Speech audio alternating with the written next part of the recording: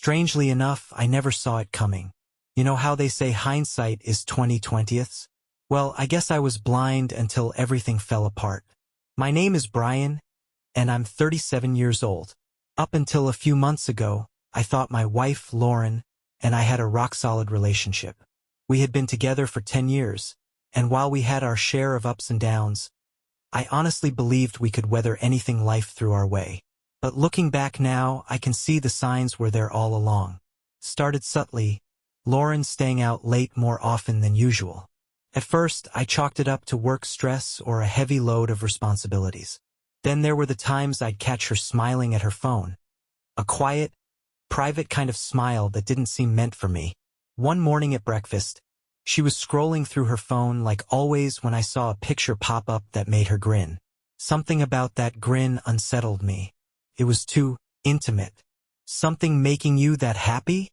I asked lightly, trying to keep the mood casual. She froze for just a second before brushing it off. "Oh, just something funny that happened at work," she said, quickly changing the subject. Her deflection stuck with me. That moment sat like a stone in my gut, but I told myself I was overthinking it. Things started piling up in the weeks that followed. Lauren began dressing differently, wearing expensive clothes and accessories she never cared about before. When I asked about it, she said she needed to look professional for her new leadership role at work. Then there were the late nights, the work dinners, and the team-building events she suddenly had to attend. One evening, she mentioned a company party happening over the weekend. "You don't have to come," she told me. "It's mostly work stuff, super boring." But something about the way she said it made me want to show up anyway. The night of the party, I decided to surprise her. I figured it would be a nice gesture to support her and meet her coworkers. When I arrived, the room was buzzing with laughter and chatter. I scanned the crowd for Lauren, and that's when I spotted her. She was standing with Mark, her boss. I recognized him from the few stories she'd told me about work. He was older, charming, and well-respected, or so I'd heard. But the way they were standing, the way they were laughing, it felt too close, too comfortable. Lauren was looking up at him with this expression like he was the most fascinating person in the world. When she noticed me, her face paled, and she forced a tight smile. "Brian, what are you doing here?" she asked, her voice slightly higher than normal. "I thought I'd surprise you," I said, keeping my tone neutral. She let out a nervous laugh. "That's sweet. But this is just a work thing. You really didn't have to come." Before I could introduce myself to anyone else or make small talk, she made up an excuse to leave early, practically dragging me out of the room. That night, I couldn't shake the image of Lauren and Mark. I tried telling myself it was nothing, but the pieces weren't adding up. Her phone, her new clothes, the late nights. I shared my worries with my best friend, James, someone who'd known Lauren and me for years. I told him everything, every suspicion and every doubt. He listened, nodded, and finally said, "Look, man, spying on her isn't right, but you can't let this eat you alive. You've got to find the truth, one way or another." So I started paying closer attention. One night, Lauren rushed out the door for another meeting. Her laptop was sitting open on the table. My hands hovered over the keyboard, hesitating, but the temptation was too strong. When I gave in and opened her email, my heart sank. The inbox was full of messages between Lauren and Mark. At first, the emails seemed professional, but it didn't take long for the tone to shift. "You looked stunning last night. Can't wait for our next meeting. Just the two of us." It was like the air had been sucked out of the room. My worst fears weren't just fears anymore. They were spelled out in black and white, staring back at me from the screen. At that moment, I didn't know what to do. The truth was there, clear as day, but it left me feeling empty and completely unmoored. I wanted to confront Lauren, but I couldn't bring myself to face her lies. Instead, I decided to gather more proof. I needed to understand the full picture. In the days that followed, I started piecing things together. Hotel receipts, late-night phone calls, and flurries of texts left little room for doubt. It was all piling up. Then I thought about Mark's wife, Emily. I'd met her a few times at work events. She seemed nice, if a bit reserved. I wondered if Emily had noticed anything strange, the same way I had. On impulse, I sent her a short, polite message, explaining that I'd uncovered some unsettling things and thought she deserved to know. To my surprise, she responded almost immediately. "I've had suspicions for a while," she wrote. "We need to talk." A few days later, Emily and I met at a quiet cafe. She looked exhausted, like someone who hadn't slept in weeks. I shared what I'd found, and she nodded along, her face a mix of anger and sorrow. "Mark's been distant for months," she admitted. "Always busy, always finding excuses. But I never thought it would come to this." As we shared our stories, the betrayals came into sharper focus. We connected the dots, realizing how long Lauren and Mark had been lying to us. Despite the hurt, Emily was calm. Too calm, almost. But the fire in her eyes told me she wasn't going to let this slide. "What are you planning to do?" she asked me. I hesitated, staring down at my coffee. "I don't know. But I can't just let this go." "Neither can I," she said firmly. Meeting Emily felt like a wake-up call. Hearing her echo my own doubts and fears brought the reality of the situation into sharper focus. Lauren and Mark weren't just two people who made a mistake. They'd planned and hidden their betrayal for a long time. After that first meeting, Emily and I stayed in touch. We exchanged updates and compared notes about Mark and Lauren's behavior. She told me about Mark's sudden work trips and secretive phone habits. I shared what I'd learned from Lauren's emails and text records. "Do you think they've been doing this for years?" Emily asked during one of our late-night phone calls. I sighed, running a hand through my hair. "I don't know, but it feels like this isn't new for them." Emily's voice hardened. "They think we're too blind to notice, too trusting to put the pieces together." We agreed to gather as much evidence as possible before confronting them. Emily even suggested something I'd never considered: placing a tracker on Mark's car. "It's not as crazy as it sounds," she said. "I saw it on TV once." At first, the idea seemed absurd, but given what I already knew, it didn't feel like such a stretch. We took turns keeping tabs on them, updating each other on what we found. It didn't take long to confirm our suspicions. Most of their meetings happened at a small, out-of-the-way motel just outside of town. "They're not even trying to hide it," Emily said one evening, sending me a photo of Mark's car parked outside the motel. "They must think we're fools," I replied, the anger simmering just beneath my words. Over time, Emily and I grew closer, not in a romantic way, but as two people united by shared pain and determination. We met often, trading stories and piecing together the timeline of their betrayal. Those talks became a lifeline for me. Emily truly understood what I was going through, and that connection helped keep me grounded. One evening, after an especially tough day, Emily suggested we meet at her house instead of a cafe. "It'll be easier to talk," she said. "Less chance of someone overhearing."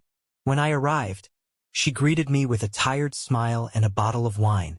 "We could use this," she said, pouring us each a glass. We sat in her living room, surrounded by piles of papers, printouts of emails, photos, and screenshots of text messages. It looked like a detective's office, an absurd collection of evidence painstakingly assembled by two betrayed spouses. "This is insane," I murmured, shaking my head as I flipped through yet another set of emails. Emily laughed softly, though there was no humor in it. "Tell me about it. I never thought I'd end up here." "Neither did I.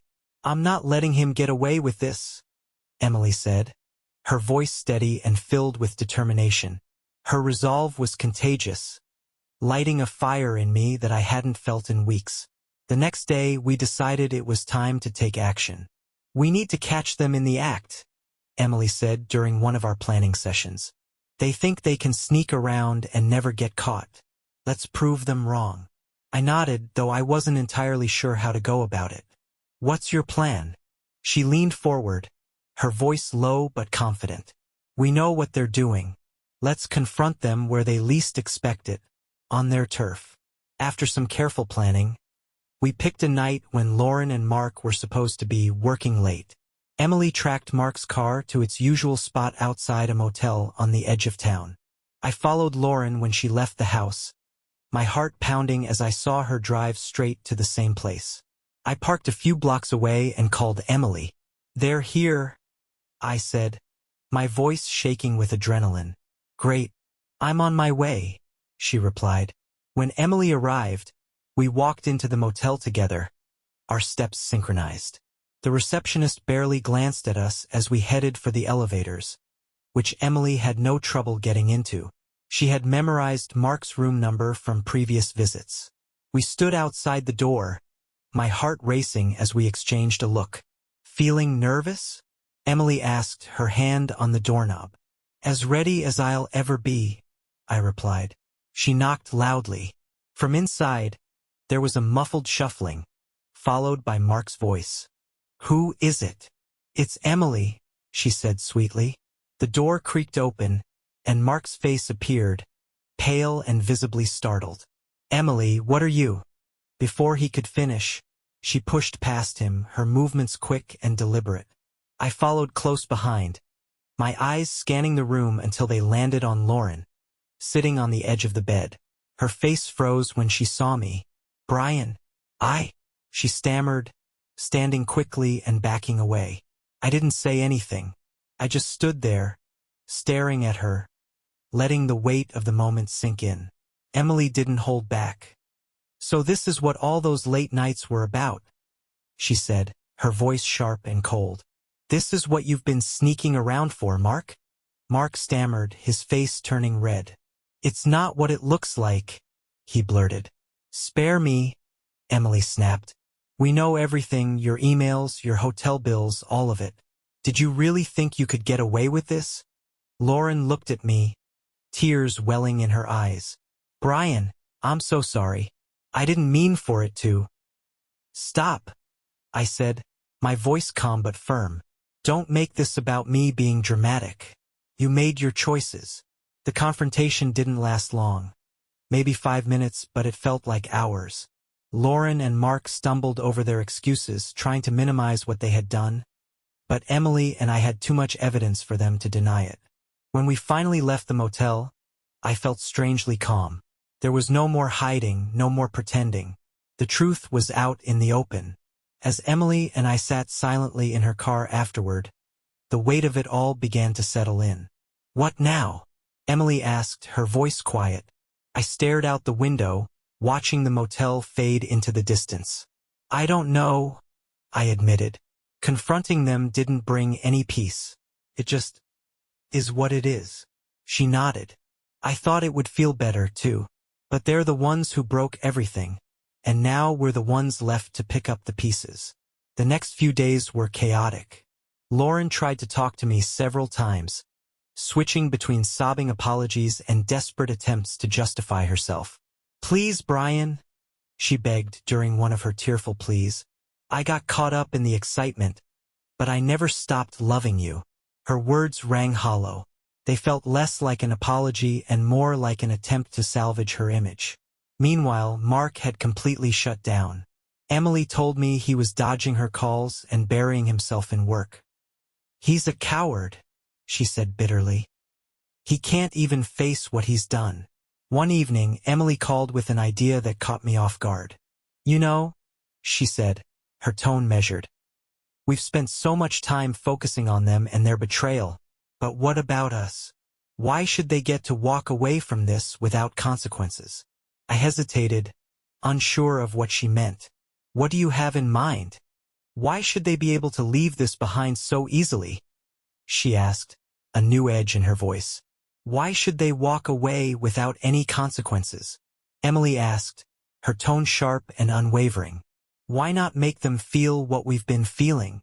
I frowned, unsure of where she was going. "What exactly are you saying?" She hesitated, then said, "Maybe it's time they got what they deserve." Her words hung in the air. "I'm not suggesting we do anything cruel," she added quickly. "But they need to understand that their actions have consequences. They need to feel the fear, the doubt, the shame they've put us through. At first, the idea of revenge felt petty. I wasn't sure I wanted to stoop to their level. But as Emily explained her plan, I started to see her point. We don't have to do anything drastic, she said. We just need to make them believe that we could. Let them sit with the uncertainty, just like we've had to. It was a bold idea, but the more I thought about it, the more it made sense. This wasn't about being cruel or vindictive. It was about reclaiming some of the power they had taken from us. So, cautiously, Emily and I put the first part of our plan into action. We knew Mark and Lauren would be attending an upcoming business event, a formal gathering where appearances mattered most. It was the kind of night where reputations were built or broken. When the evening came, Emily and I arrived together, dressed to the nines. She wore a sleek black dress, her confidence radiating, while I opted for a sharp suit and tie. As soon as we walked into the room, I could feel the weight of their eyes on us. Mark flushed red, while Lauren looked like she had seen a ghost. Subtle? I whispered to Emily as we made our way through the crowd. She smirked. Sometimes subtle isn't enough. We didn't confront them directly. Instead, we stayed close, making polite conversation with other guests and sharing quiet laughs that seemed loaded with meaning. Mark and Lauren couldn't ignore us. They were too rattled. At one point, Lauren pulled me aside, her face tense. "What are you doing?" she hissed.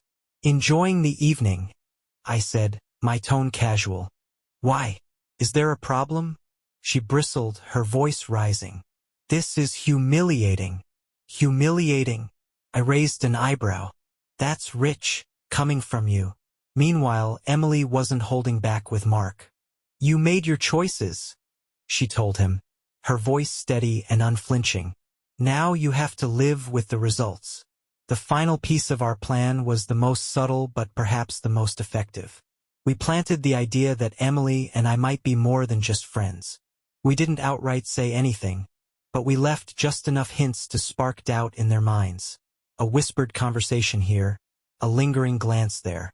By the end of the night, Mark and Lauren were visibly uneasy.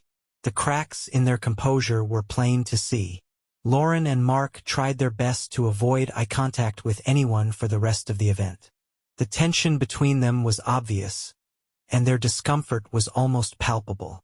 As Emily and I drove home that night, we reflected on what we had accomplished. "Do you think it'll make a difference?" I asked. Emily shrugged. "Maybe not, but at least they know they're not untouchable." I nodded, realizing that it wasn't about hurting Lauren. It was about standing up for myself. After weeks of feeling powerless, I finally had a sense of peace. But the aftermath of our fake alliance hit Lauren and Mark hard.